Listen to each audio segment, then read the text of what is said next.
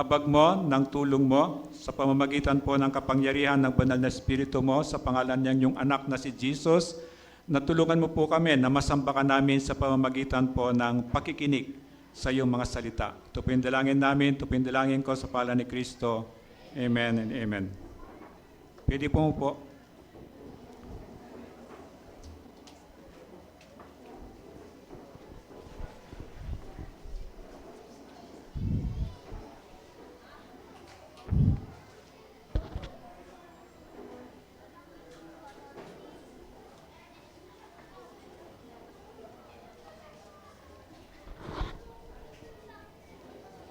Good morning. Mainit pa rin, no? Pwede nyo buksan yung, yung electric fan doon sa wall, pero wag nyo papatayin yung tubig. So, salamat sa Panginoon na nandito tayo at sana naman may makita siya sa puso mo ngayon. Pumikit ka nga, yumuko ka. Pumikit ka, yumuko ka. Isipin mo ano ang nakikita ngayon ni Jesus sa puso mo. Pumikit ka, yumuko ka. Isipin mo, tinitingnan ni Jesus ang bawat puso natin, ano kaya yung nakikita niya diyan. At sana may makitang Diyos diyan na medyo matutuwa siya o malulugot siya. So salamat sa Panginoon sa oras na ito na binigay niya sa atin. So tulungan niyo ako sa marami ditong mga bata na wala dito yung magulang. So tayo nagsisilbing magulang nila, so turuan natin sila na matuto sila pag nasa simbahan, respeto, pagmamahal sa Diyos at saka pagsunod. So salamat sa Diyos, nandito yung series natin. Sana sa biyaya niya matapos natin ito. Natandaan niyo last week, ito yung pinag-aralan natin, yung matagumpay na pagpasok ni Jesus sa Jerusalem. At nakita natin last week na yung sineselebrate natin na Palm Sunday, sa Bible, Monday yon. Tapos, nakita natin sa Bible, meron silang palaspas. Ang simbolo ng palaspas, kagalakan. Hindi siya kagalakan kasi ang nagagalak sila, parang dumating itong tagapagligtas nila sa malupit na paghahari ng mga Romano sa kanila. So, sana ngayong umaga, at saka nung last week, medyo nalinawan tayo dyan, hindi po yan, walang magic yung palaspas. Ito kasi yung mga tao hindi makalapit kay Jesus, so para ma-recognize lang nila, nagpupuri sila kay Jesus kasi natutuwa sila, dumating yung tagapagligtas nila. Sana ito yung matutunan natin, hindi yung ginagawa nating Diyos-Diyosan yung palaspas, hindi po siya Diyos-Diyosan. And then nakita natin yung paghahanda. Wala pa si Jesus, hindi pa nagkatawang tao si Jesus. Sa Old Testament, inahanda na yan. Pagdating ng sinilang si Jesus, from 12 years old, wala na tayong alam, yun ang last pumunta siya ng temple, tapos lumabas siya, mga 30 years old na siya. So yung from 12 years old to 30 years old, wala tayong alam, wala nakasulat. Pero alam natin, kasama niya yung mga magulang niya, naging masunurin siyang anak. Of course, nagkatawang tao siya, pero hindi nawala yung pagka-Diyos niya. Perfectong tao siya, perfectong Diyos siya. So ito yung nakita natin, paghahanda para pag narinig sana natin, hindi na tayo mahirapan maniwala. Yun ang purpose. Hanggang ngayon, itong ginagawa kong ito, hanggang ngayon parehas pa rin. Kasi baka merong isa dito sa atin na hindi pa talaligtas. Kaya ito yung paulit-ulit, ang gusto ng Diyos, bago ka mawala dito sa ECF Center, lumipat ka man ng simbahan, sana dala-dala mo yung kaligtasan na yon. At pinakamaganda, bago ka umuwi mamayang pagkatapos natin kumain, sana naman dala mo yung regalo ng Panginoon na buhay na walang hanggan. Ito'y libre niyang binibigay, pero hindi niya ibinibigay sa taong hindi karapat-dapat. Sino ang taong hindi karapat-dapat? Yung hindi pinapahalagahan ng salita ng Diyos, hindi nirerespeto ang Panginoong Yesus. Ito yon, hindi natin siya pwedeng lokohin. Sabi nga niya, hindi niya tinitingnan yung panlabas natin. Ang tinitingnan niya ay ang puso natin. Kaya sana makita ng Diyos yung katunayan sa puso mo, sino ka ba talaga? At Diyos sabi niya, pagpupuri, kapag naintindi natin, magpupuri tayo. Parang dito nagpupuri tayo. Pero ngayong umaga, titingnan din natin, nandun tayo sa pagpaparusa. Ang Diyos ay perpekto, mabait siya, tutulungan niya ako, pero hindi niya palalampasin na hindi parusahan yung kasalanan. Lalo na yung mga suwail, yung kaaway ng Diyos, hindi sila makakaligtas sa Panginoon. So ngayong umaga, tingnan natin yung tinangisan ni Jesus ang Jerusalem. Isang natatanda nating sikat na yung Jesus wept, pinaka-shortest verse in the Bible, di ba? Yung Jesus wept nung mamatay si Lazarus. And then pangalawa dito, yung tinangisan ni Jesus ang Jerusalem nung makita niya yung Jerusalem. Tingnan natin sa Luke chapter 19, sundan natin yung lesson natin last week, 38 hanggang 44. Nabasa natin 38 last time, so idudugtong natin. Pwede ba tayong tumayo bilang respeto sa pagbasa ng salita ng Diyos at sabay-sabay natin siyang basahin? Sinabi nila, pinagpala ang haring dumarating sa pangalan ng Panginoon. Kapayapaan sa langit, papuri sa kataas-taasan. Sinabi naman sa kanya ng ilang pariseyong kasama ng karamihan, Guro, patigilin ninyo ang inyong mga alagad. Sumagot siya, sinasabi ko sa inyo, kapag tumahimik sila, ang mga bato na ang sisigaw. Nang malapit na siya sa Jerusalem at natanaw na niya ang lunsod, ito'y kanyang tinangisan.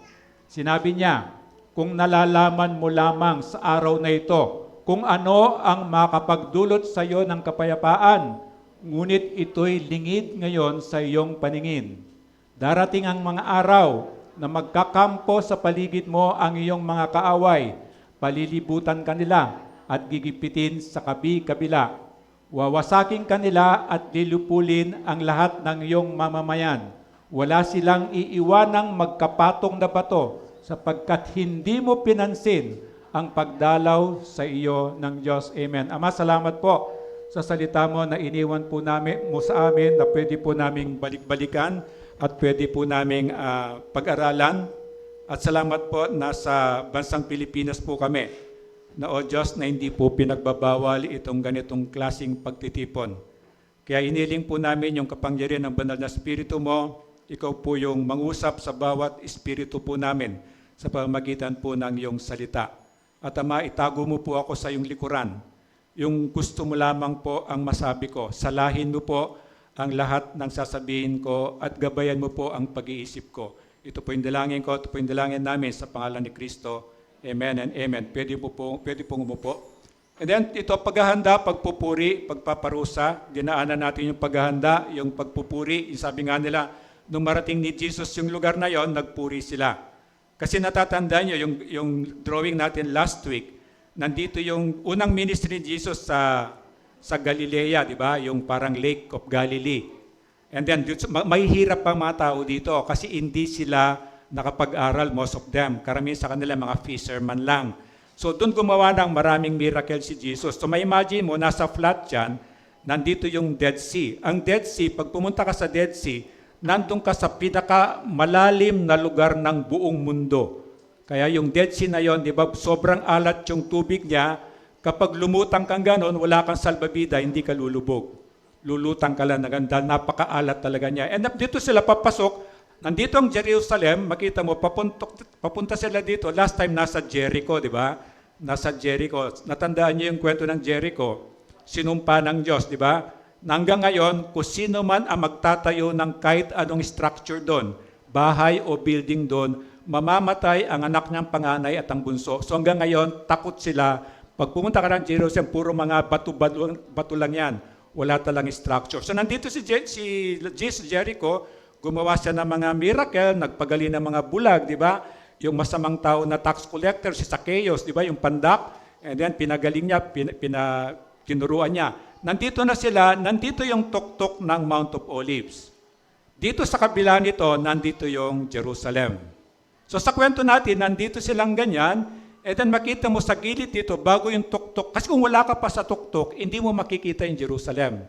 Na-imagine nyo, nandito ka sa likod ng bundok na ito, and then ito yung Bethany, dito nakatira si Lazarus. Natandaan si Lazarus, ang kapatid niya si Martha at si Mary. Natandaan nyo, binuhay niya muli si Lazarus. At remember, doon din yung verse na Jesus wept nung mamatay si Lazarus, kasi very close si Jesus sa tatlong magkakapatid na to. So pagpunta niya dito, tumuloy siya sa bahay ni Lazarus sa Bethany. Hindi pa nila nakikita yung Jerusalem, may imagine niyo. And then, nung mabalitaan ng mga tao doon, siyempre nandun siya sa bahay ng taong binuhay niya. So may imagine mo yung mga taong sumusunod, di ba? Sumusunod sa kanya doon para may motion. So, and this is Saturday. This is supposed to be Saturday. And then mabalita ng tao na si Jesus na bumuhay kay Lazarus na gumawa ng maraming miracle nando sa bahay nila Lazarus, nagpuntahan siyempre sila.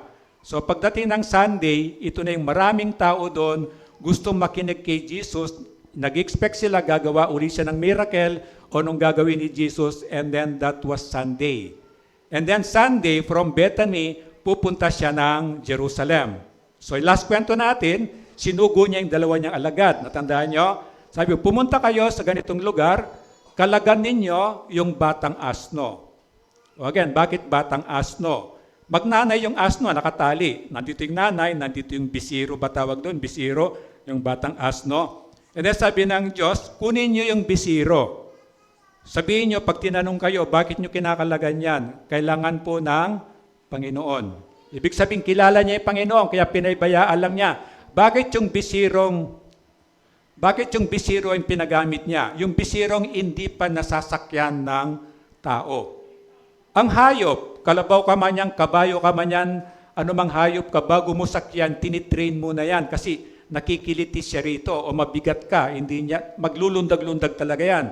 Pero bakit hindi na lang yung sa nanay? Bakit sa bisiro pa, delikado si Jesus, baka malaglag pa siya? Gustong ipakita sa atin na utos yun ng Diyos na makapangyarihan. Utos yun ng Diyos na alam niya ang lahat.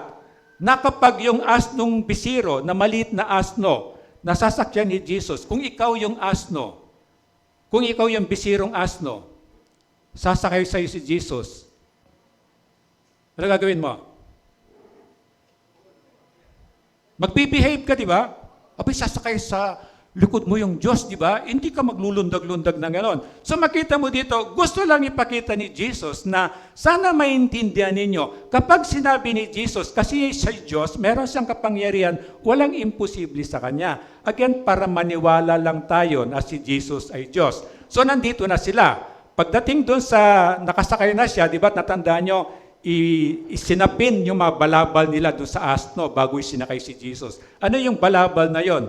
Balabal na yun, parang lifeline nila yun eh. Yun ang kumot nila, yun ang unan nila sa taglamig, yun ang protection nila sa tag-init, yung tinatalok bunda, yung buhay nila yun eh. Pero ibinigay nila kay Jesus, yung iba nilatag nila doon sa daanan ng kabayo, parang red carpet, di ba? Kasi hindi naman pwedeng ilagay lahat ng balabal nila sa asno. Siyempre, sa bigat nung gaganon na yung asno, hindi na makapaglakad, di ba? So makita mo ito yung binibigay nila yung respeto sa Panginoon.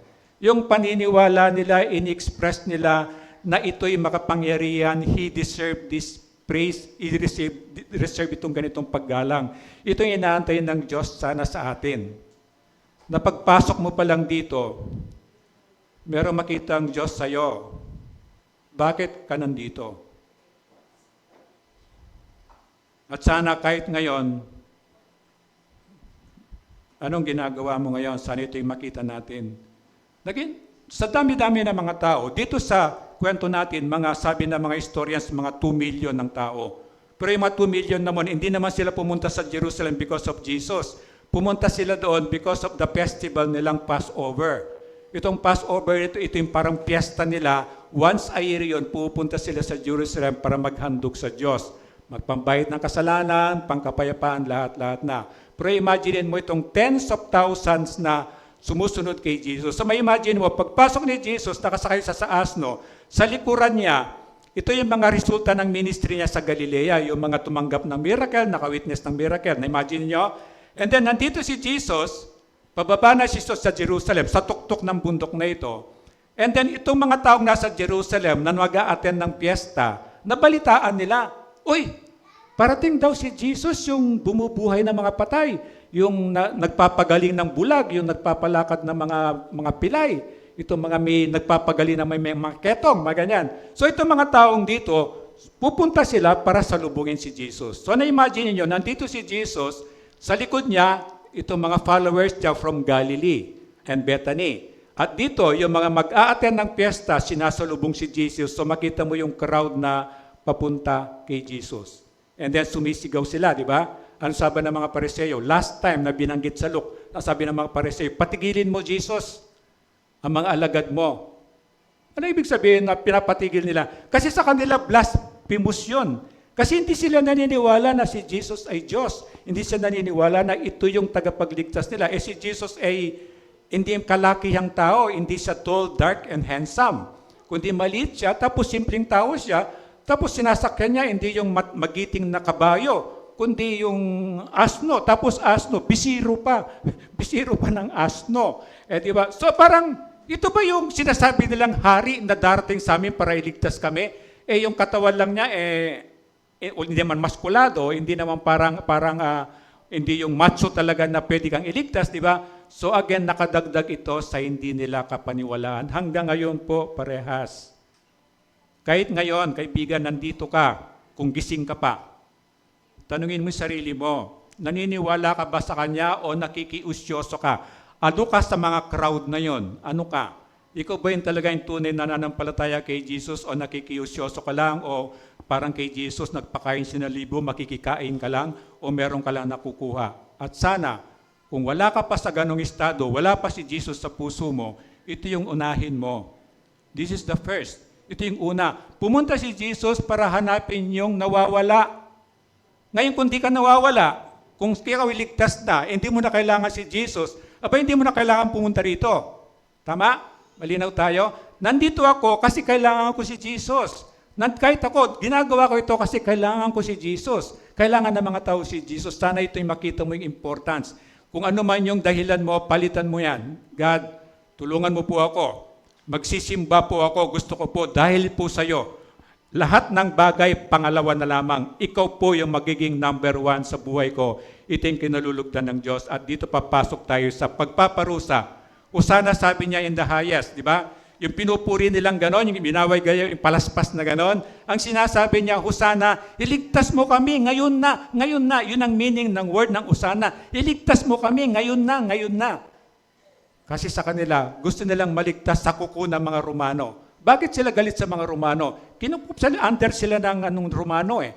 Ang Romano kasi, nagbigay ng franchise para mag-collect ng buwis, di ba? Ito yung mga tax collector. Parang franchise fee yan, magbabayad ka, and then meron kang franchise, maningil ka ng buwis, ibibigay mo yung para sa Roma, at yun naman sobra para sa'yo. Ito ng mga Pariseo, so yung mga Pariseo yan na nagta-tax collectors, ginagawa nila na sobra para malaki yung sumobra sa kanila. Kaya ito yung galit na galit yung mga tao sa kanila.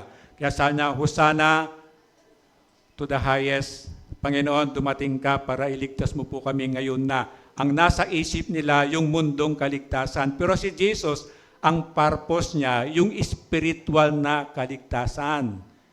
Kasi tayo, kahit anong gawin mo, kahit na mag-supplement ka pa, wag ka na kumain ng kanin. Puro supplement na lang kainin mo. Darating oras, mamamatay tayo lahat. Tama? Meron tayong expiration. Kaya ang purpose ni Jesus, bago tayo mamatay, sigurado ka, sigurado ako, dahil yung kaluluwa ko makabalik sa langit. That's the purpose kung bakit ginagastusan ng Diyos ito, inaalaga ng Diyos to, inaalagaan tayo, ginagawa niya lahat ng pamamaraan para pumunta kayo rito, para makinig kayo rito. Ang purpose lang niya, hanapin niya yung nawawala at magkaroon dito ng kaligtasan. Kasi bago tayo ma-expire, dapat sigurado ka ng iyong kaligtasan. Ito lang yon. At kung ligtas ka, siyempre, huwag ka naman maging makasarili. Di ba? Idamay mo yung iba. Alika, ako alam ko na pupunta ako ng langit. Ikaw pupunta ka ng langit. Malay ko sa'yo. Ganyan. Alika, sama ka. Makinig ka doon. Baka sakaling isa ka sa mga bigyan ng kaligtasan, bigyan ng regalo ng Panginoong Yesus. At sabi niya, kung ikaw ay naging instrumento ng taong yon, pagdating ng mong langit, meron kang crown of righteousness. Ikaw ang ginamit ng Diyos sa taong yon para maligtas. Ano lang ginawa mo? In-invite mo lang siya. Di ba? Hindi ka naman magsisinungaling eh. Anong gagawin mo sa Sunday? Wala, Sunday eh. Alika, libre kita ng lunch. Di ba?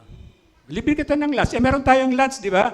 Sabi mo, ililibre mo ako ng lunch. Meron palang worship dito. Oo nga, merong lunch mamaya. Libre ba? Hindi ka naman nagsinungaling, di ba? Malay mo maligtas yung taong yon. So maraming ginagamit na pamamaraan ng Diyos. Ang purpose lang niya, maligtas tayo. Kasi lahat tayo may kasalanan. At ang kabayaran ng kasalanan ay kamatayan. Ito yung kamatayan, hindi lang physical na kamatayan. Yung pangalawang kamatayan, ito yung walang hanggang pagdurusa sa impyerno. Ito yung ayaw ng Diyos na mangyari sa atin. So sa imagine mo, dahil Passover festival yon, once a year lang yon. Hindi lang yung followers ni Jesus, merong 2 million na nandun. Anong basihan yan? Pag tinin mo story yan, nagkatay sila ng 216 na tupa. Ang isang tupa, kakain ang 10 tao. Kakasya ba sa atin isang tupa? 10 tao ang katumbas ng isang tupa. Kasi malalakas silang kumain at saka mahilig sila sa karne. So yung 10 taong yon, nagpatay sila ng 260,000 na tupa, times 10, that is 2.6 million. Kung bakit matitrace mo na yung mga taong nandun sa Jerusalem during that festival, around mga more than 2 million yan. And then 38, sabay natin, itong dinugtong natin. Sinabi nila, pinagpala ang haring dumarating sa pangalan ng Panginoon, kapayapaan sa langit, papuri sa kataas-taasan. Kaya lang again, tandaan nyo, ang nasa isip nila, yung kaligtasan sa Roma. Pero si Jesus, ang purpose niya, kaligtasan ng kaluluwa natin. Ito yung purpose niya. And then John 12:13, sabi niya, kinuha sila ng mga palapa ng palmera, sa atin mga nyog, at lumabas sila sa lungsod upang siya'y salubungin. Sila'y sumisigaw, purihin ang Diyos, pinagpala ang dumarating sa pangalan ng Panginoon, purihin ang hari ng Israel. Ito po yung meaning ng palaspas. So sana kung nagpapalaspas pa kayo, na alam na natin, hindi yung ginagawang Diyos-Diyosan. Walang power po yun. Bine-bless yun yung tao, hindi yung palaspas. Para yung taong yon, sabi niya, i-welcome niya si Jesus. Pag narinig mo si Jesus, ikaw ay maniniwala kay Jesus. And then palaspas, simbolo ng kaligtasan at kagalakan. Simbolo ng kaligtasan, hindi yung spiritual na kaligtasan. Kasi sila gusto nilang maligtas sa kamay ng mga Romano. Ito yung iniisip nilang kaligtasan, yung makabundong kaligtasan. So makabundong kaligtasan ang nasa isip nila. Dumarating si Jesus para sa spiritual na kalayaan o kaligtasan mula sa parusa ng kasalanan at kamatayan. Sana ito yung makita mo. Ganito ka kamahal, ganito ako kamahal ni Jesus. Hindi siya sa pilitang pinatay, hindi siya kinidnap. Hindi siya kinidnap para pilitang patayin, kundi kusa niyang ibinigay ang sarili niya. Ito po yung katawan ko, ito po yung buhay ko.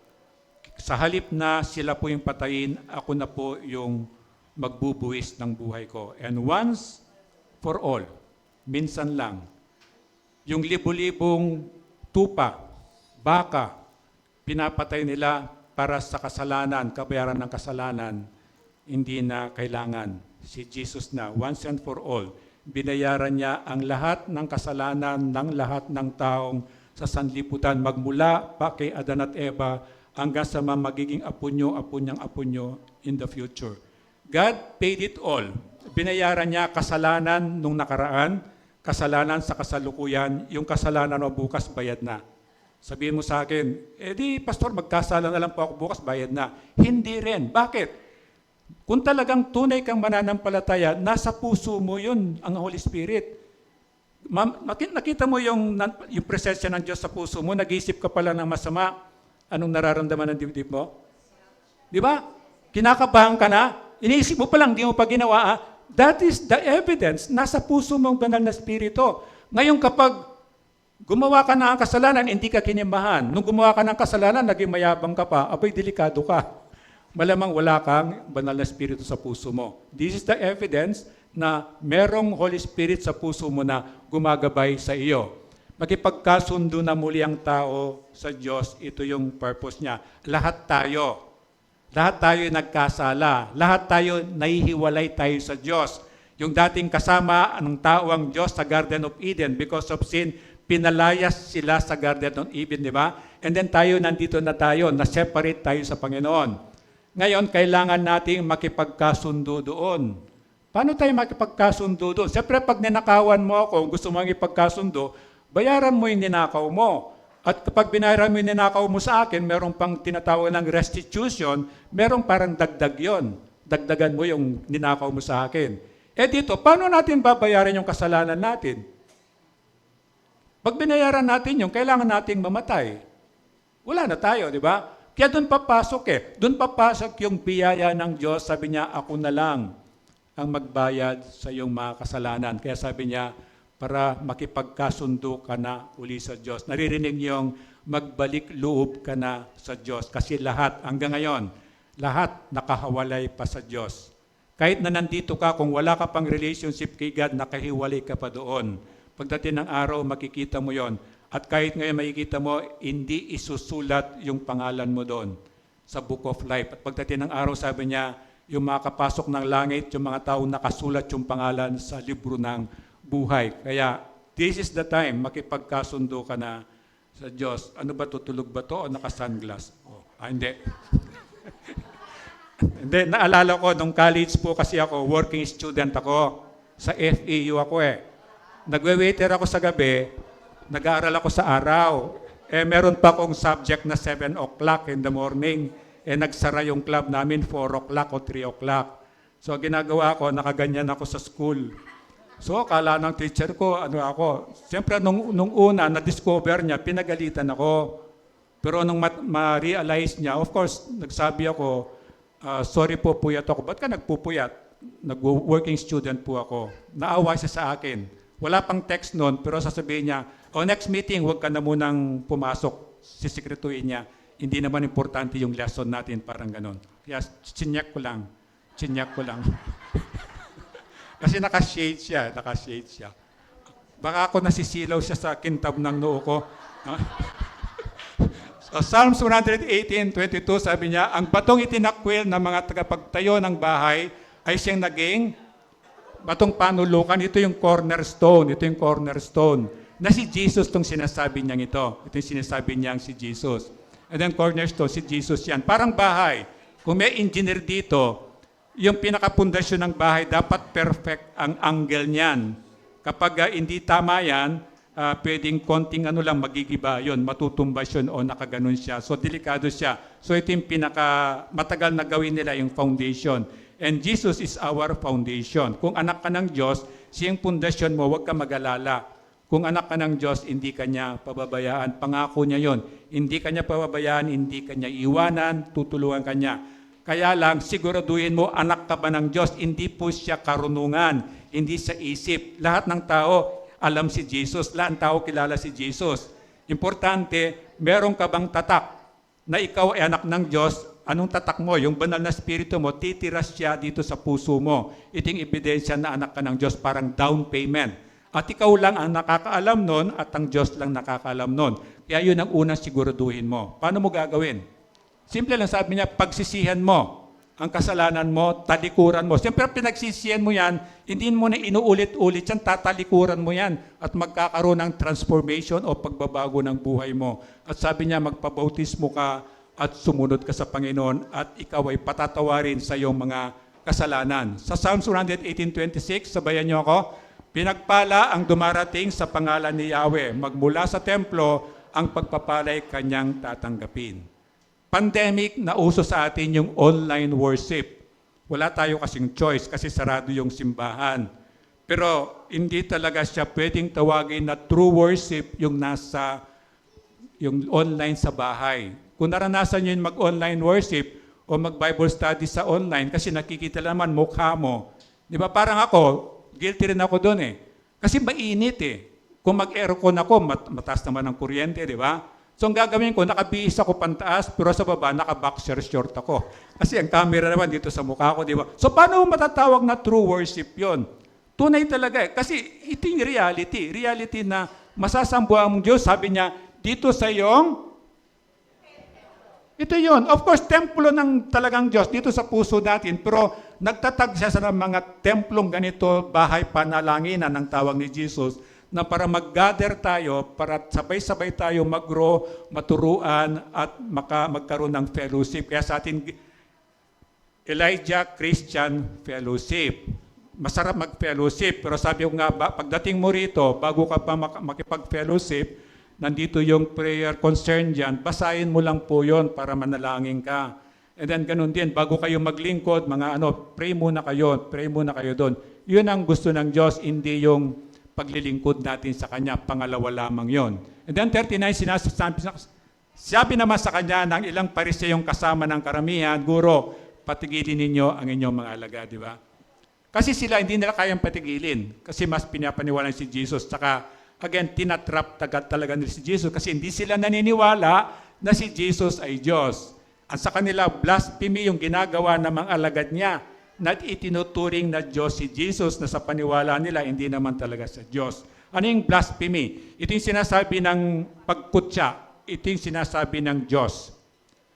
Lahat ng kasalanan may kapatawaran.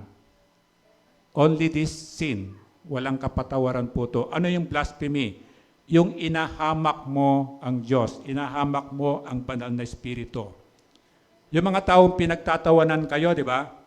Na pumunta kayo rito, pinagtatawanan kayo na hindi naniniwala kay God, pwedeng maging guilty sila ng blasphemy. At kayo mag-ingat kayo. Kapag pinagtawanan ninyo ang ginagawa ng Diyos o kinukutya nyo yung ginagawa ng Diyos, you can be guilty of blasphemy. Yan ang kasalanan na walang kapatawaran. Wala po siyang kapatawaran.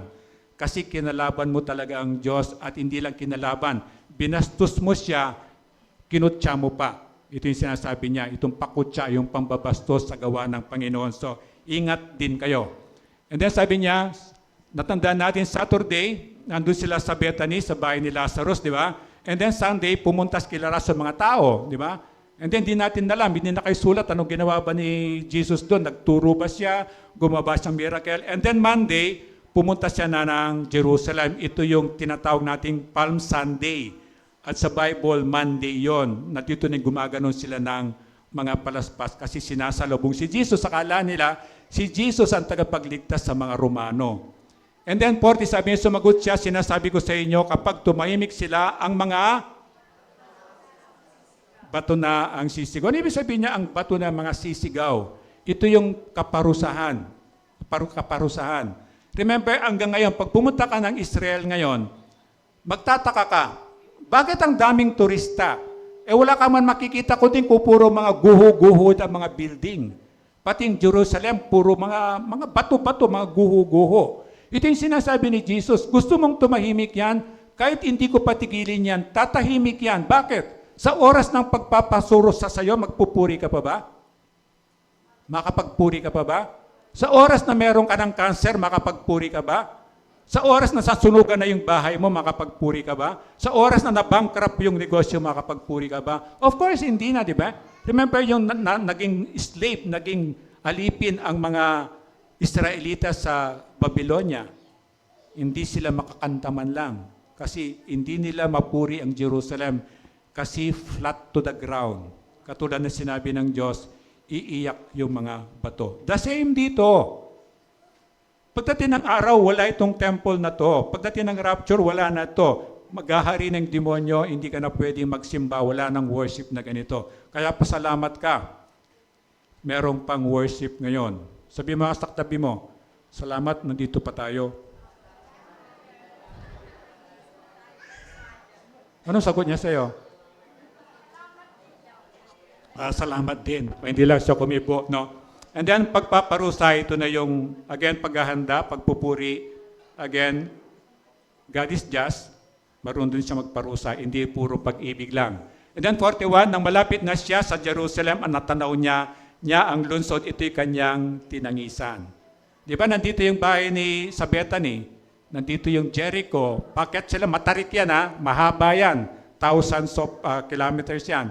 And then, pag natuktok pa na rito, kumuha siya ng asno, umakyat dito, nandito na sila, and then ito na yon. Na-imagine nyo? Kasi kung wala ka pa dito, hindi mo makikita yung Jerusalem. Kasi nandito ka sa tuktok, and then pag nandito ka, Mount of Olives yan. Pag Mount of Olives, gaganyan pa yan, and then dito pa lang yung Jerusalem. Ito yung plot na to. So makikita mo, itong Mount of Olives na yan, konti na lang yung olive tree. Alos libingan na yan. At kung makikita nyo kahit sa mga picture o yung mga nakapunta na sa inyo doon, mapansin nyo yung mga libingan nila, walang kahit isang puno, wala kahit na damo. Tapos makikita mo nicho style. Pero nakikita mo doon may mga bato-bato nakalagay sa nicho. So hindi ko maintindihan. So naghanap talaga ako ng local. Maraming local doon, mga tour guides. And then, tinanong ko sa local, sabi ko, ano yung mga bato-bato na yan? Bakit bato yung, di ba sa atin, bulaklak, kandila, ano pa yung nilalagay natin? Sa panahon namin, makakabili ka ng corona na made of paper. yung magandang corona na bilog na ganon, tapos maganda siya, bibili mo tapos lalagay mong ganon yon. Sa kanila, bato-bato. Yun pala, yun yung sa atin, bulaklak, pag pupunta siya ron, may dala siyang bato, ilalagay doon. So makita mo yung nicho, maraming bato-bato, ibig sabihin maraming bumisita doon sa nichong pumatay doon. So ito sabi niya, pagpunta mo rito, puro libingan na yan. Dito libingan na yan, Jerusalem dito. And then doon Jerusalem, puro mga building na yan kasi tourist destination na siya. Pero yung talagang kwento sa Bible natin, lahat yan ay guho pa. Wala pang itinatayo dyan. May mga nirepair sila para purpose lang ng pang-turista lang, pero hindi talaga yung dati. And then John 11:35, tumangin si Jesus, itong sinabi ko kanina, nung mamatay si Lazarus. Ito yung, kapag merong Bible quiz, tinatanong yan, what is the shortest verse in the Bible? Yan yung answer nun. Maraming hindi nakukuha yan. And then, nung makita nila yon, naniwala na sila, nung makita nila yung Jerusalem na ganon, umiyak si Jesus, naniwala na siya. Si Jesus talaga yung Messiah. Siya yung anak ng Diyos, siya yung Kristo. Siya yung omniscient. Ano yung omniscient? Siya yung nakakaalam ng lahat. Kaya siya umiyak, kasi alam niya yung mangyayari next week, next month, alam niya. Kasi Diyos siya. Kaya siya umiyak. Ngayon nung panahon na makita nila yun, napakaganda ng Jerusalem. Maganda talaga, binibisita talaga siya ng buong hari ng buong mundo. Kaya lang, umiyak si Jesus, kung alam nyo lamang, sabi niya, lahat ng gandang yan, wawasakin yan. Bakit? Naging matigas ang ulo nila. Sumamba sila sa mga Diyos-Diyosan. Hindi sila nakontento sa utos ng Diyos, dinagdagan yung utos ng Diyos, di ba? Yung Ten Commandments, ginawa na nga ng Diyos 2 commandment, di ba? Sabi niya, mahalin mo ang Diyos ng buong kalakasan, buong kaisipan, buong kaluluwa, buong pagkatao mo, mahalin mo ang Diyos. Pangalawang kautos, sabi niya, mahalin mo yung kapwa mo katulad ng pagmamahal mo sa sarili mo. Mga Hudyo, hindi sila nakontento sa 10 commandments, ginawa na ng 613. And then, pag tinignan mo yung Talmud na yun, 24 volumes na books. Nang isang volume noon, kailangan mong 2 taon kalahati para pag-aralan. Kailangan mo matatapos yun. 24 volumes yun. So sabi na parang ayaw nilang maligtas ang tao, pero si Jesus, ayaw niyang isaman sa atin ang mapahamak. Doon mo makikita yung pagmamahal niya. Pagmamahal niya sa atin na, hindi ka ba manliliit? Pag inisip mo na mahal ako ni Jesus, tapos nakikita mo yung karumihan mo, di ba? Nararamdaman mo yan, di ba? Nanliliit ka na mahal ka ni Jesus sa kabila ng katigasan ng ulo mo. Mahal ka ni Jesus sa kabila ng pagsuway mo. Ang dami nun, di ba? Pero every time nalalapit ka sa Kanya, God, sorry po, patawarin mo po ako, ayoko na pong ulitin yon, pinagsisisihan ko po yon. Nakita mo, walang susumbat sa iyo si Jesus. Bakos yayakapin ka niya. At tutulungan niya, okay lang yon, magsimula ka uli. Magsimula ka uli. Ilang beses tayo nagsimula. Ilang beses tayong gumawa ng New Year's resolution. Diba? New Year's resolution, January 3 pa lang, wala na. Di ba? Kung aaminin natin. Yun eh. Yun. Pero makikita mo, yung kabutihan ng Diyos, hindi Kanya pagsasawahan. Hindi niya ako pagsasawaan. Hindi siya susuko sa akin. Ito yung kabutihan niya. And then dapat na makatanggap ng parangal at pagpupuri, naintindihan na nila. Ngayon, pag naintindihan natin ito, kusa kang maggaganito, hindi ka na sasabihan na, oy, sabi niya, ipalakpak ang kamay, sabi niya, ipalakpak ang kamay, sabi niya, itaas at ikaway, sabi niya, yung iba, tumataas, sabi niya, itaas at ikaway, sabi niya. Kaya naintindihan mo kung naintindihan mo talaga dapat siyang papurihan, abay wala na makapagpigil sa iyo, di ba? Wala na makapagpigil sa iyo. Lalo na kapag yung isinara mo yung mata mo, kung kabisado natin yung kanta, kaya paulit-ulit siya para memorize siya. Yan makita mo, nakaharap ka doon na sa likod, di ba? Okay lang yun. At least natuwa sa iyo ang Diyos. Kaya pag sinabong, ipalakpak mo naman. Kaya pag sinabing itaas sa mga kamay, hindi ganon. Ganon mo So para matuwa naman ang Panginoon kasi dapat diyang papurihan at parangalan. At again, siyang Diyos na pag-ibig, siya din yung hukom. Hindi niya palalampasin. Sa New Testament pa lang, hindi pa nagkatawang tao si Jesus, sabi niya, "Yet I will not leave the guilty unpunished."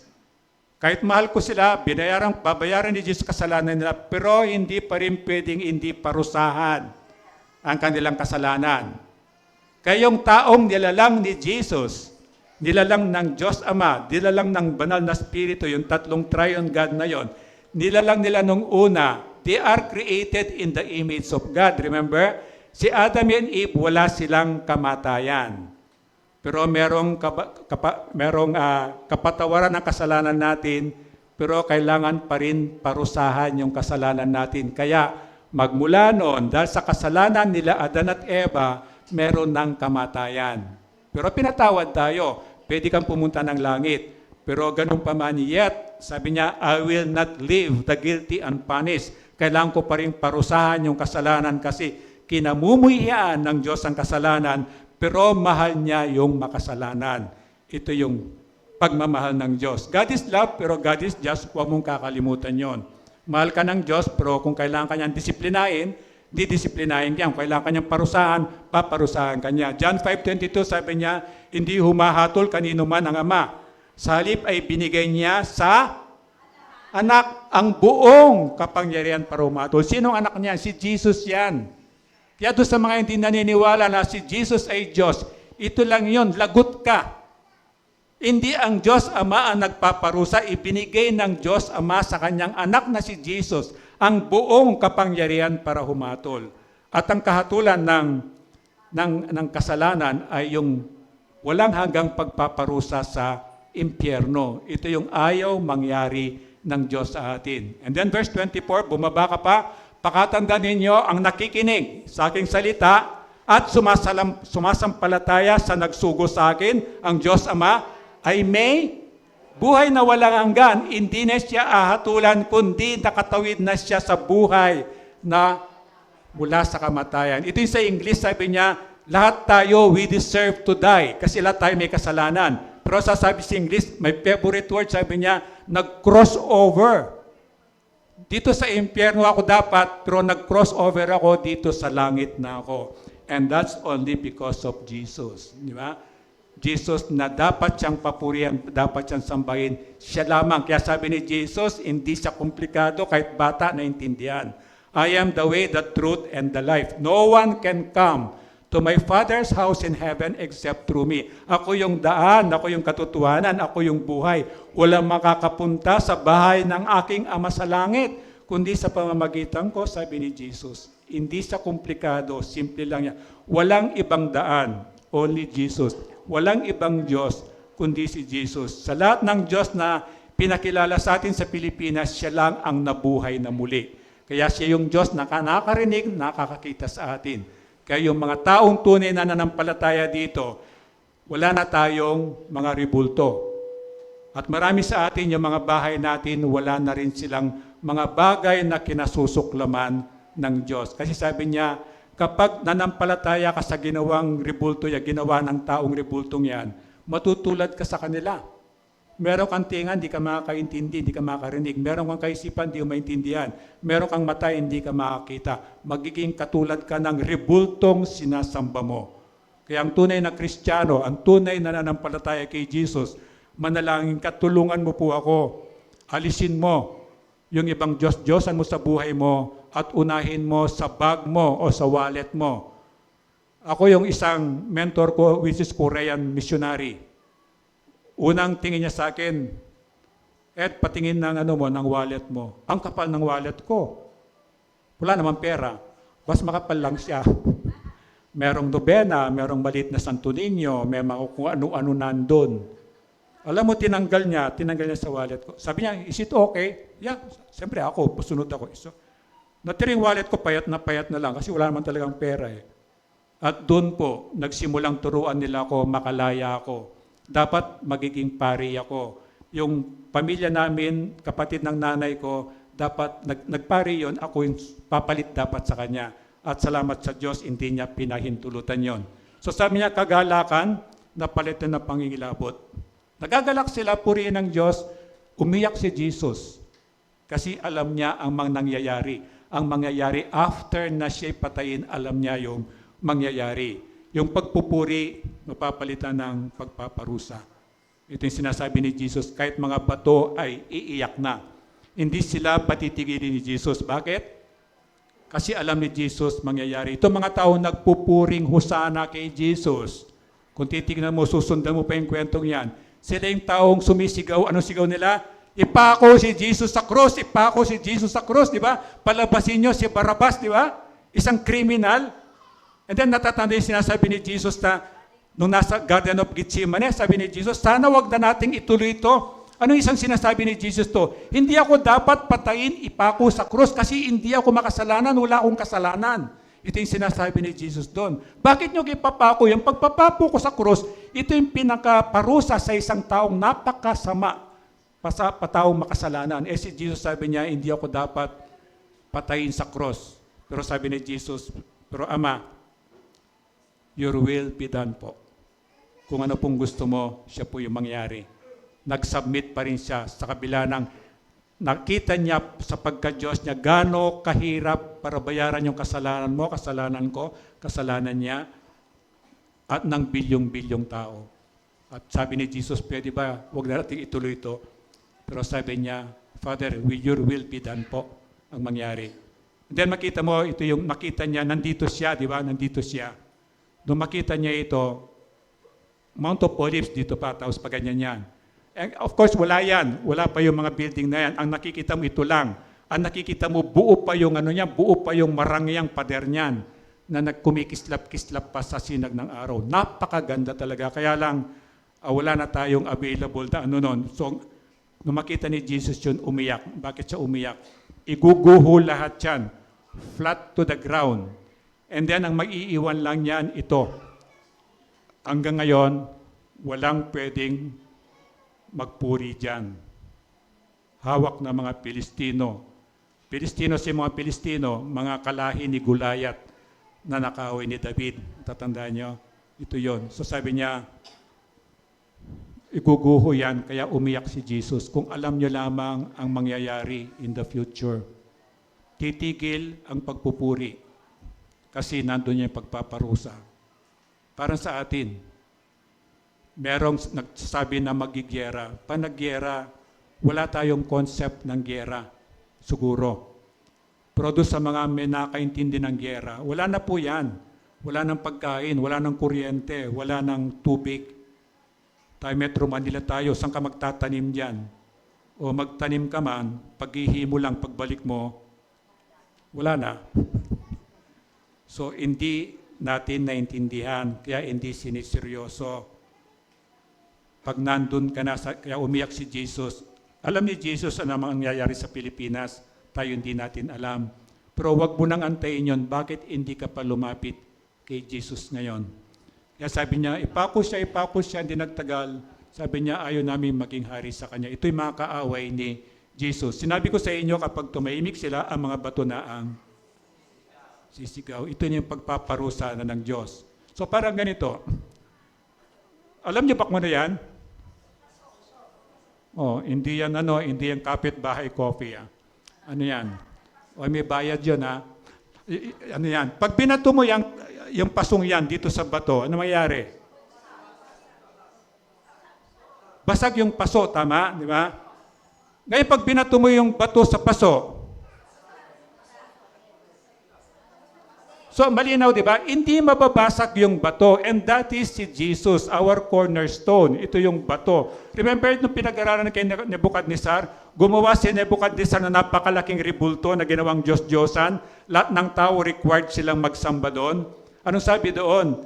Yung maliit na batong yon, di ba? Yung dito, gold, and then pinakababa niya, pinaghalong simento at saka paso. And then si Jesus sabi niya, maliit na batong niya, malaki-malaki gigante. And then sabi niya, darating itong maliit na batong ito, sasalpok sa paanan ng ribulto. Ano mayayari sa ribulto? Sasabog yun, guguho yun. Ito yung sinasabi niya.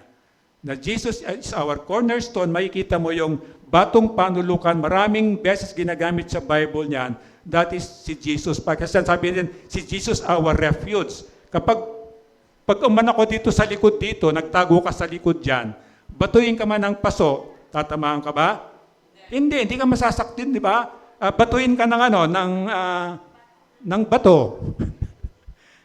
Hindi pa rin kasi Diyos yung pinagtataguan mo, kaya sabi, Jesus is our refuge. So Jesus Cornerstone, kanto ng panulukan, ito sana yung nasa buhay mo ngayon. Ito sana yung pinakapundasyon mo.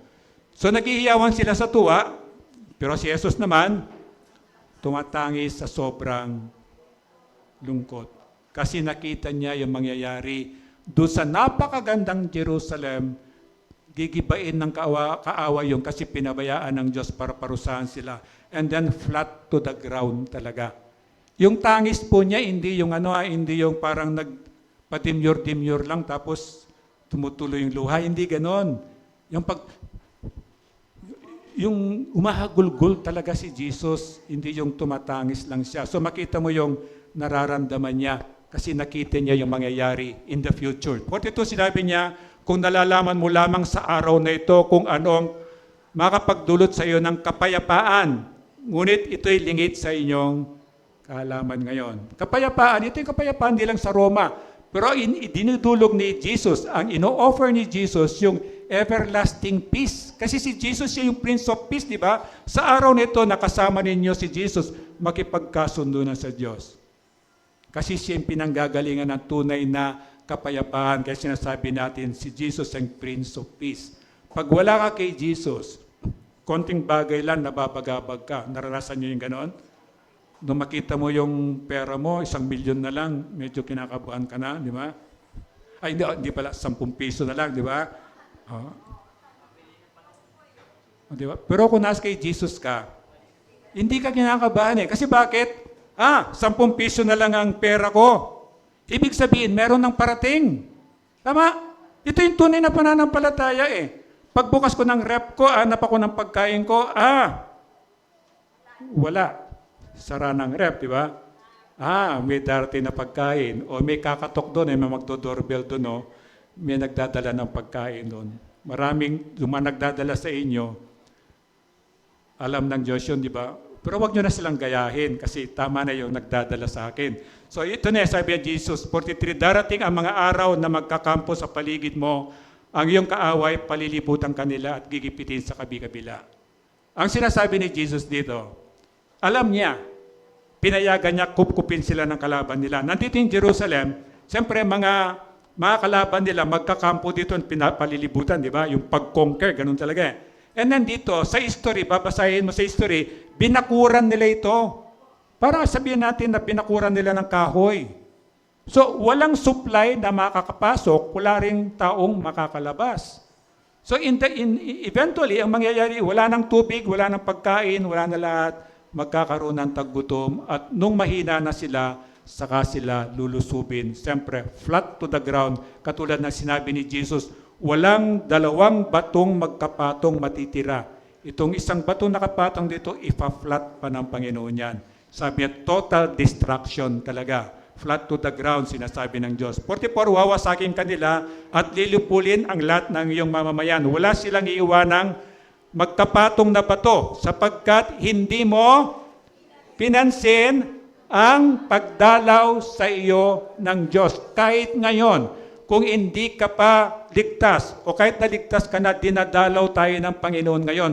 Tinuturuan niya tayo. Para pag hindi natin pinansin yan, ang sinasabi lang niya, babalik siya, dadalaw siya sa uli. Pero pag dalaw niya uli, anong dala niya? Pagpaparusa. Ito yung sinasabi niya. Lahat ito ang ginagawa ng Diyos sa lahat ng tao. Ang hindi nagiba lang, although of course, ni-repair na lang. Ito lang hindi nagiba. Itong wailing wall na tinatawag natin sa mga news. And then may mga singit-singit yan, no? Bakita may mga singit-singit yan. Alam mo yung mga puti-puting yan?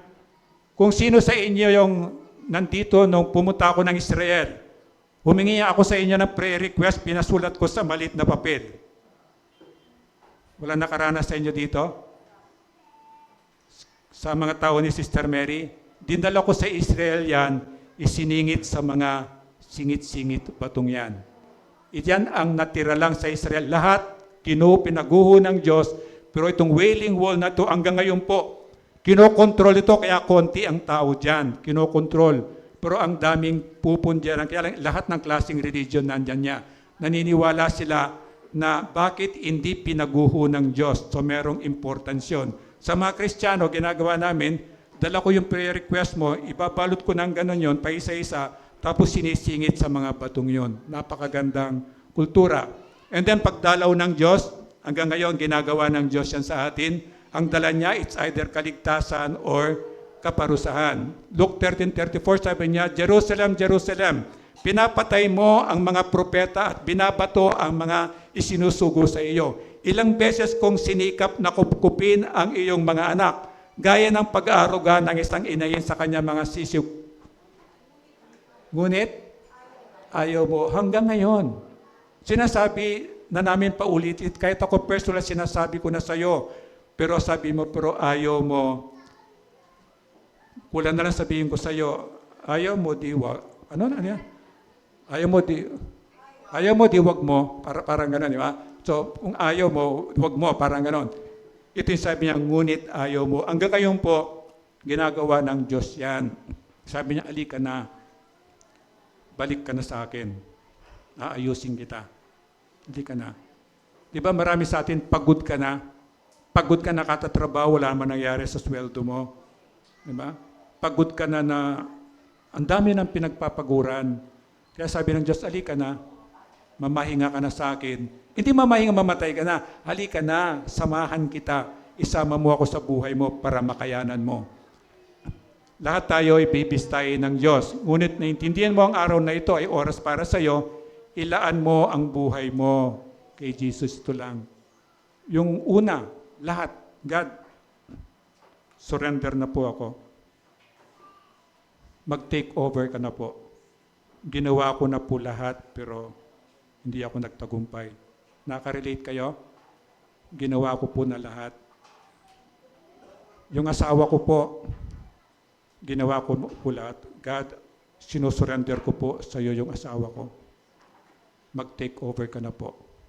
Panginoon, yung negosyo ko po, trabaho ko po, ginawa ko po na lahat, pero ako pa rin ang mali. Sinusurrender ko po sa iyo. Ngayon, kaibigan, pwede mong gawin everything, lahat. God, mag-take over ka na po. Ikaw na po. Di ba sabi ni Jesus, sabi ng Panginoon, be still, and I will show you that I am your God. Huwag kang kikilos dyan. Ipapakita ko sa iyo na ako ay Diyos. Challenge ni Jesus yon. Be still. Huwag kang gagalaw. Huwag kang magdidesisyon. Allow God to take over. At ipapakita ng Diyos yung pagka-Diyos niya. Alam niya. Alam niya yung pinagdadaanan mo ngayon. Alam niya yung mga bigat sa puso mo. Alam niya yung mga nasa isip mong gulo. Alam niya lahat yun. Inaantay lang niya na bigyan mo siya ng pagkakataon na siya yung kumilos. You have to surrender. God, ikaw na po. Ikaw na po. Kaya sabi niya, paghahanda, pagpupuri, pagpaparusa, maintindihan natin, is a perfect God, mahal niya tayo, kaya sigurado yung gagawin niya. Tayo po'y tumayo at manalangin. Ama, nandito po kami. Wala pong nalilingit po sa iyo. Pati po yung laman ng puso't isipan po namin. Tulungan mo po kami. At gusto po naming patuloy ka mangusap sa bawat isa po sa amin. Kung meron pong tao dito, O Diyos, na hindi pa niya insunuko ang buhay niya sa iyo, tulungan mo po siya. Sabi mo nga po yung maliit na pananampalataya, pwedeng ipalipat ang isang malaking bundok. Kasi nga po, walang imposible po sa iyo. Lahat po kami dito may kanya-kanyang dinadala. At turuan mo po kami na isuko po namin lahat sa iyo ito. Hindi po namin kaya. Pero dahil mahal mo po kami, kukunin mo po ito. At salamat po, Diyos, sa salita mo. Ito nga po, idikit mo sa puso't isipan po namin para maging gabay po namin sa araw-araw na buhay po namin. At salamat din po sa pagkakataon na masunod po namin ang utos mo na parati po naming alalahanin kung paano mo po binayaran ang mga kasalanan po namin sa pamamagitan po ng pag-observe po ng Holy Communion yun. May task po namin, may baba po namin ngayon ang sarili po namin. Ito po yung dalangin ko sa pangalan ni Kristo. Amen. Pwede po mag-communion tayo again. Ang tinapay, simbolo ng katawan ni Kristo, siya yung tumanggap ng kaparusahan ng kasalanan natin, at yung Diyos ay simbolo ng dugo ni Kristo na siya yung naghugas ng mga kasalanan natin. At ang utos niya, tuwing ginagawa natin to, inaalala natin kung paano niya binayaran ang ating mga kasalanan.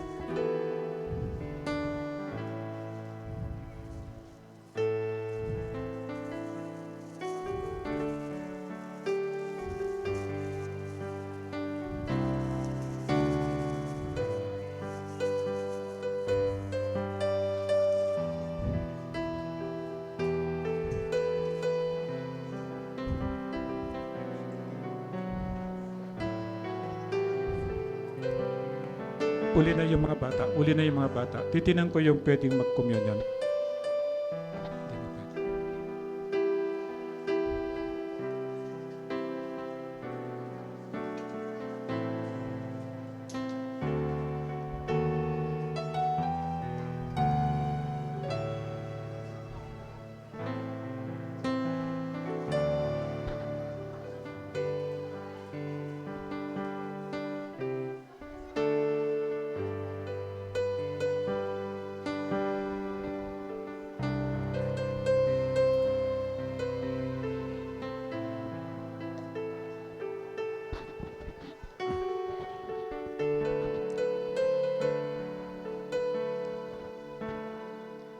Pipigilan kayong mag-commune kapag hindi kayo nag-ayos, ha.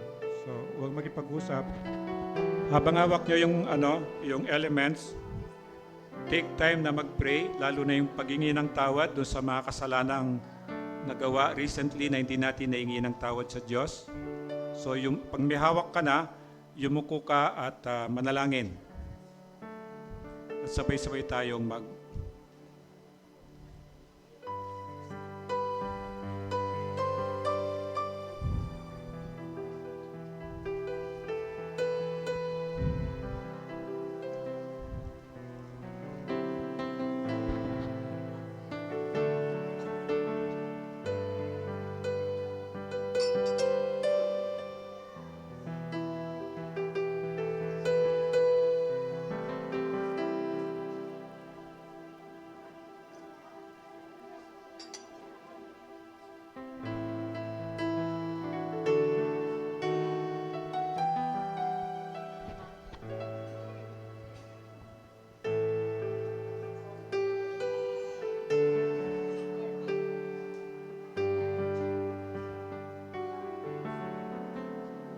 Again, ginagawa natin yung communion ng utos ng Diyos ay alalahanin natin kung paano binayaran ni Kristo ang ating mga kasalanan. At yung tinapay, simbolo ng katawan niya, yung Diyos, simbolo ng dugo ni Kristo.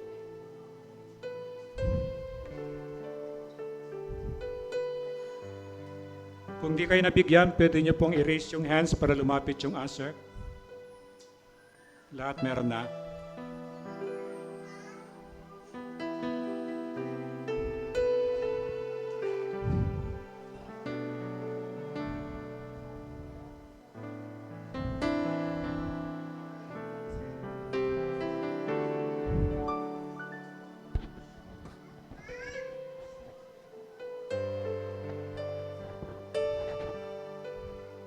Again, sa pagtigin ng communion, alalahanin ninyo kung paano binayaran.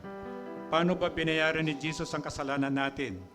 Ibinigay niya ang kanyang buhay sa pamamagitan ng pagpapako sa kanya sa krus ng Kalbaryo.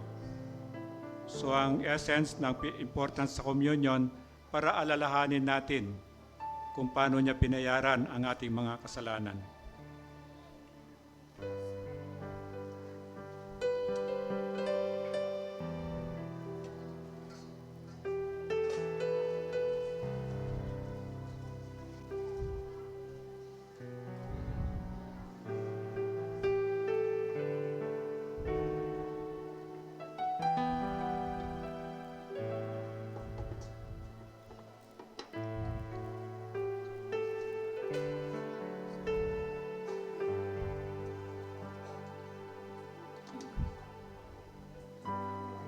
Pakitaas po yung tinapay at sumunod kayo sa akin. Panginoong Yesus, salamat po. Dahil mahal mo ako, inihandog mo po ang iyong katawan para siya po yung tumanggap lahat ng kaparusahan sa mga kasalanan ko. Salamat po sa pagmamahal mo po sa akin. Ito po yung dalangin ko. Sa pangalan ni Kristo. Amen. Ngunguyain po siya.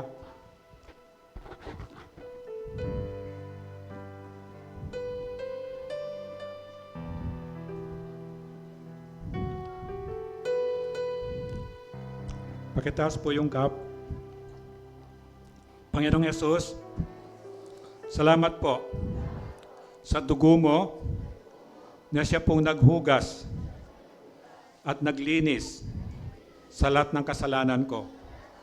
Salamat po dahil ginawa mo po ito dahil ayaw mo pong mapahamak ako. Ginagawa ko po ito bilang pagsunod sa utos mo na parati ko pong alalahanin kung paano mo po binayaran ang aking mga kasalanan. Salamat po. Ito po yung dalangin ko sa pangalan ni Kristo. Amen.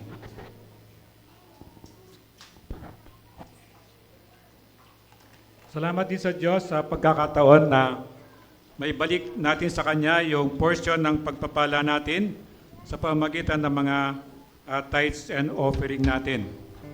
Sabi niya, lahat ng ikasampung bahagi, maging binhi o bunga ng pananim ay nakalaan kay Yahweh. Amen.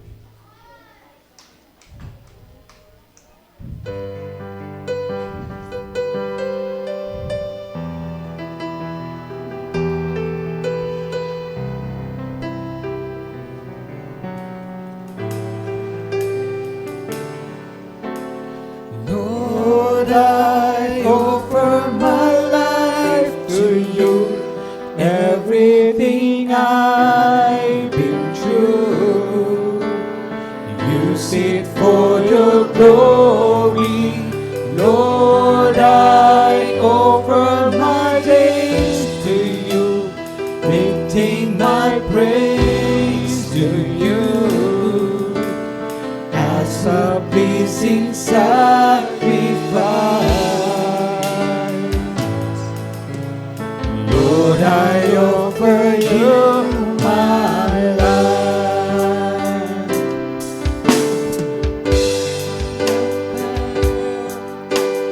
All that I have, I lay them down before you, oh Lord. All my regrets, all my pain, the joy and the pain, I'm making them yours. Lord, I offer my life to you, everything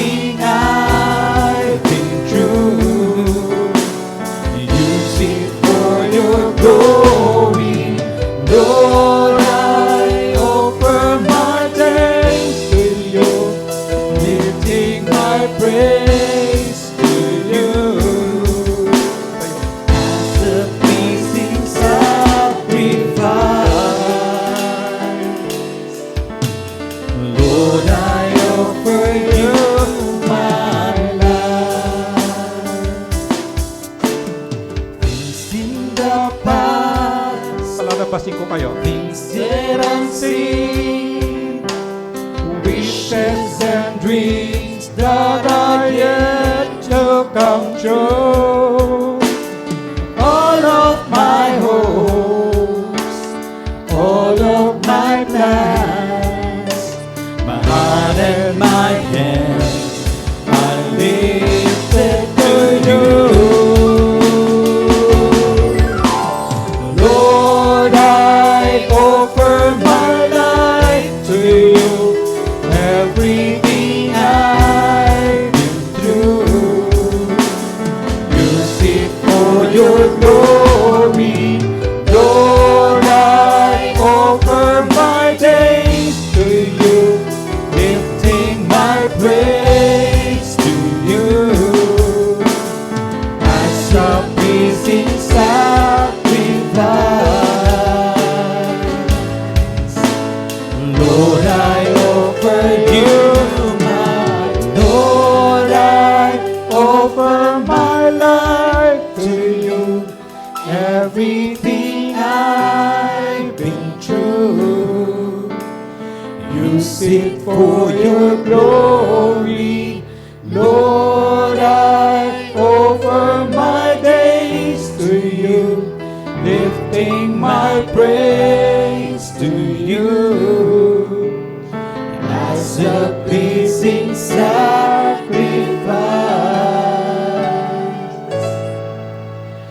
Lord, I offer you my life. Lord, I offer you my life.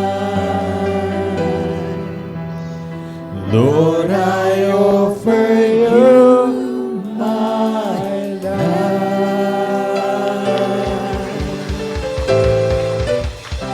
Upo ko na po at para ma-welcome natin yung mga first time visitors natin.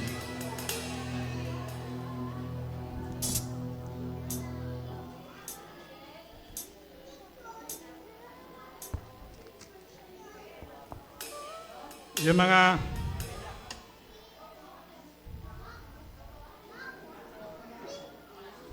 si Evelyn Labrador, ayan. Albert Flor. Hindi na first time si Albert. Dati na ito yan. Tama? Oh. Si Rosie Marcelo. At saka si Mike. Tayo po, kakantaan namin kayo at sana bago kayo malis, kain muna.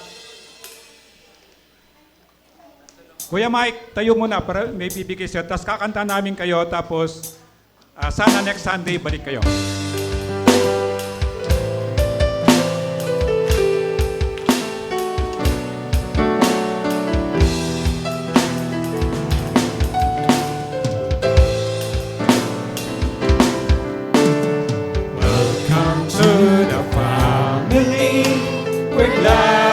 You have come to share your life with us as we grow in love, and may we always think to you what God would have us be, a family always there to be strong and to lean on. Welcome po. Sana balik kayo uli next Sunday. Pwede po upo. And then welcome natin po yung mga, kantahan natin pala, yung may mga birthday si Ana Corita Aguirre, Teresita Wanir. Pwede po kayong tumayo para ipag-pray namin din kayo. Si Lito. Asan si Lito? Nagtago. Tawagin niyo si Lito. Si Lito Senior. Lito Junior. Si Waki. Si Waki pala, no? Wala si Waki. Si Aiza Culamar, Conrad Villarico, Janyat Aumentado, wala. Si Marites Dongay, Paeng Torres, Lil Kevin Nas Mendoza, Christian Gray, Rolisa, dito si Rolisa, si Wendy Antibo, wala. Si Yuki Jane Cruz. Wala po. Yuki Jane Cruz. Wala. Charissa Ann Cruz. Larissa Lim. Daniel, wala. Sian, wala rin. Oliver, wala din. Jericho de la Cruz. Si Albert Flor. Si Princess, wala. Ando si Princess. Si Jerome Castillo. Si Maybe Abenago. Crystal Saluper. Si Jerry Florito. Nandito, nakita ko. Si Jerry. Wala si Jerry. Si Angelina Garcia. O, kantahan natin sila. Happy birthday to you. Happy birthday, happy birthday, happy birthday to you. Happy birthday to you. Happy birthday to you. Happy birthday, happy birthday, happy birthday to you. Happy birthday to you. Happy birthday to you. Happy birthday, happy birthday. Happy birthday to you.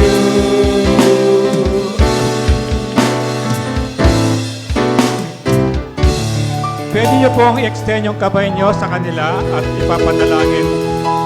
ipapanalangin natin sila. Ama, salamat po. Tahimik, mananalangin, tahimik. Panginoon, salamat po sa buhay ng mga kapatid namin na nagdiriwang po ng kani-kanilang mga birthday. Nawa, O Diyos, sa buhay na binigay mo po sa kanila, maalala nila, ikaw po yung nagpahiram noon. Nawa, O Diyos, sa gitna po ng celebration po nila, maalala nila na merong Diyos na nagmamahal po sa kanila. Merong Diyos na nag-iingat, merong Diyos na nagbabantay po sa kanila. Nawa, O Diyos, punuin mo po yung puso nila ng pasasalamat at punong-puno ng pag-asa na nandyan ka po. Tinitingnan mo po sila, binabantayan mo po sila at patuloy mo po silang aalagaan po. Salamat po sa kanila. Pahabain mo po yung buhay nila, bigyan mo po sila ng mas masaya, mas magandang karawan sa mga darating na taon po. Ito po yung dilangin ko, ito po yung dilangin namin sa pangalan ni Kristo. Amen and amen. Tayo po tumayo para sa benediksyon. Ama, salamat po. Muli ay naranasan po namin yung walang kondisyon mo pong pagmamahal at pagmamahal at biyaya at pagpapalang galing po sa iyo, O Diyos, ay binabahagi ko po sa lahat ng taong nandito. Ganon din po yung mga kasabay po namin sa live streaming o maring may manood sa YouTube, O Diyos.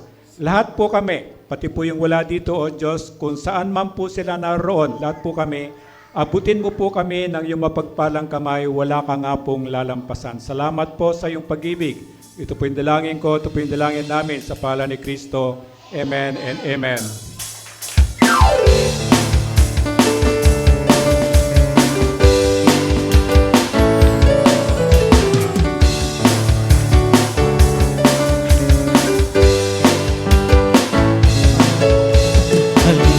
Sama-sama, gawin natin siya.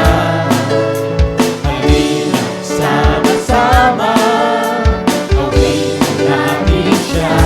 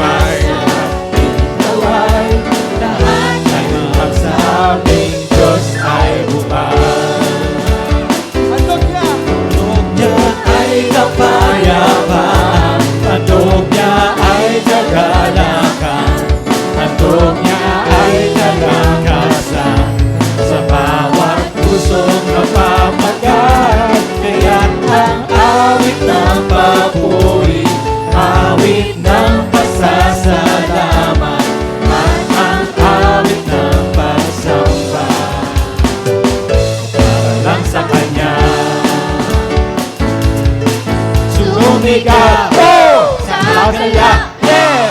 Ang lahat ng nilalang. Purihin ang Diyos ng may kagalakan. Sumigaw sa kanya, yeah! Ang lahat ng nilalang. Purihin ang Diyos ng may kagalakan. Handog niya ay kapayapaan, handog niya ay kagalakan, handog niya ay kalakasan. Sa bawat pusong napapagaan, kaya ang awit ng pag-ibig, awit ng pasasalamat, at ang awit ng pagsamba para lang sa Kanya. Sumigaw sa galang, yeah! Ang lahat ng nilalang. Purihin ang Diyos ng may kagalakan. Sumigaw sa galang, yeah! Ang lahat ng nilalang. Purihin ang Diyos ng may kagalakan. Sumigaw sa galang, yeah! Ang lahat ng nilalang. Purihin ang Diyos ng may kagalakan. Handog niya ay kapayapaan, handog niya ay kagalakan, handog niya ay kalakasan. Sa bawat pusong napapagaan, kaya't ang awit ng papuri, awit ng pasasalamat, at ang awit ng pagsamba para lang sa Kanya, ay para lang sa Kanya, ay para lang sa Kanya.